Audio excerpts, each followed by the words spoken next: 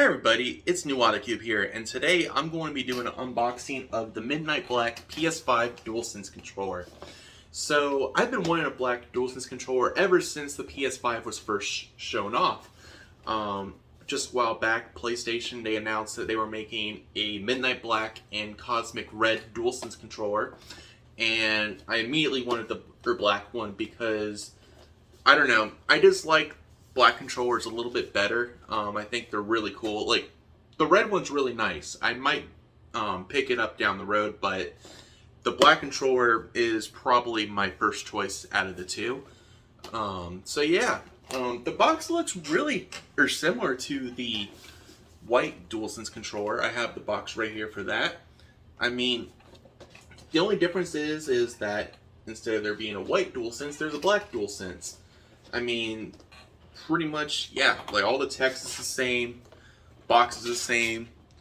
What I love so much about the box is on the very bottom of the box, I don't know if you guys can see, but they have the Sony Interactive Entertainment logo on the very bottom, which is the logo that was used on the PS1, if you guys grew up back then. So I think that's a really cool touch for this. I think the PS5 box has it too, and then all the other PlayStation console boxes. But that's something I noticed when I got this, like when I first bought, when I first bought this controller, the very bottom. So anyways, let's get to unboxing this, and I'll give my first thoughts on it. And I have my white DualSense right here. This is actually the one that came in my console. So I'll compare the two to see how I like it compared to that one. So I actually took the sticker off of this so I can easily get into it and stuff. If you're very careful, you can actually peel off the sticker without even doing hardly any damage to the box. These boxes are really easy to rip, so if you're a collector like me, be very careful when opening these.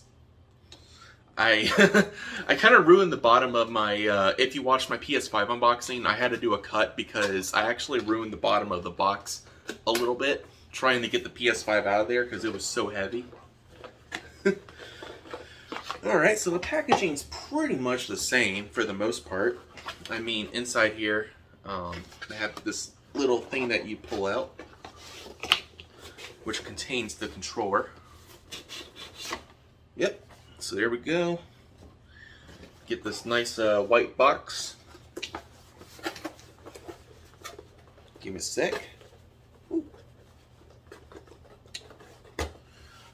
Alright.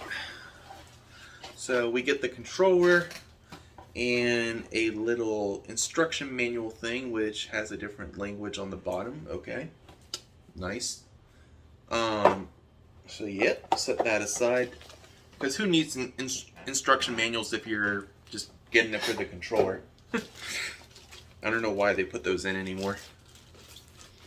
All right, ooh, this is nice. Oh man, it has like a matte like finish on it. Oh man, this is so cool.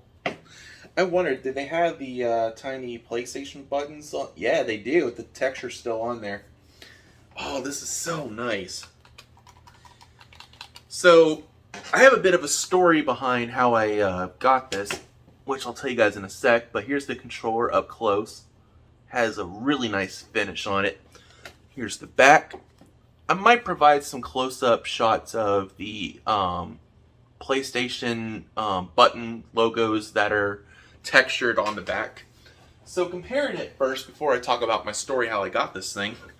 Yeah, no, like there's definitely a matte finish to this compared to the white DualSense controller.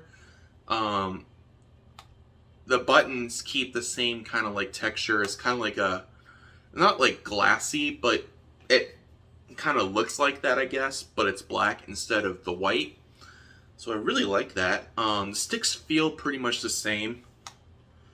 One thing I'm really curious of, I wonder if they actually fixed the stick drift issue in the Midnight Black and Cosmic Red DualSenses, because that was a major issue with the DualSense controller, the one that came with the system and was sold at launch, because there's a little like piece of plastic inside the sticks that over time when you play the controller, it's gonna wear down.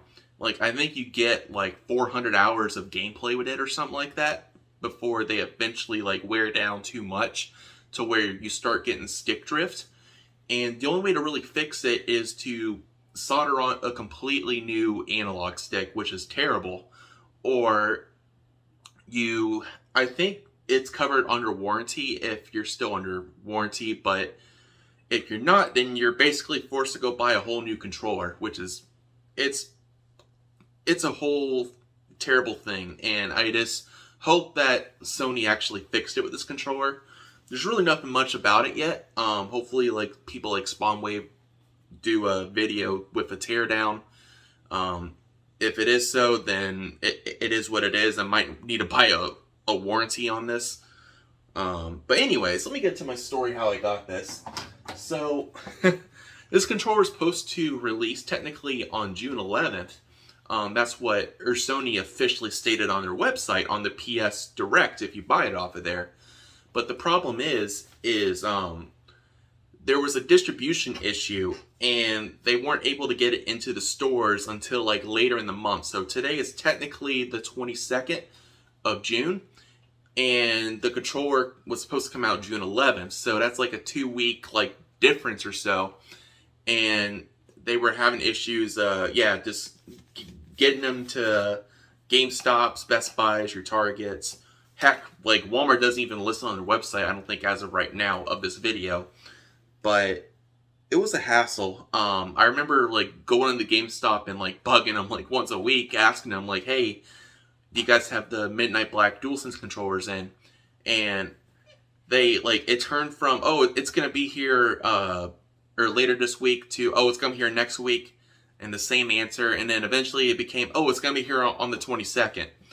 And I was like, I swear to God, if I go there today and they tell me, oh, it's going to be here another week, I'm going to cancel my pre-order and just buy it online. To heck with them.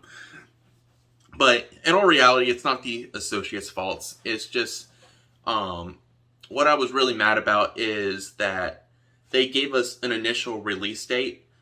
Actually, GameStop gave a release date of the 18th, but Sony said the 11th. So it was a whole mess, and I just wish that next time, like when they do something like this, they make another controller or they make like faceplates for the PS5 officially, that they actually give a real official launch date and they don't just like BS us on our products. So, but yeah, that's pretty much what I had to go through to get this controller. I'm really happy to finally have it. I'm going to play some Final Fantasy VII Remake Integrate with it.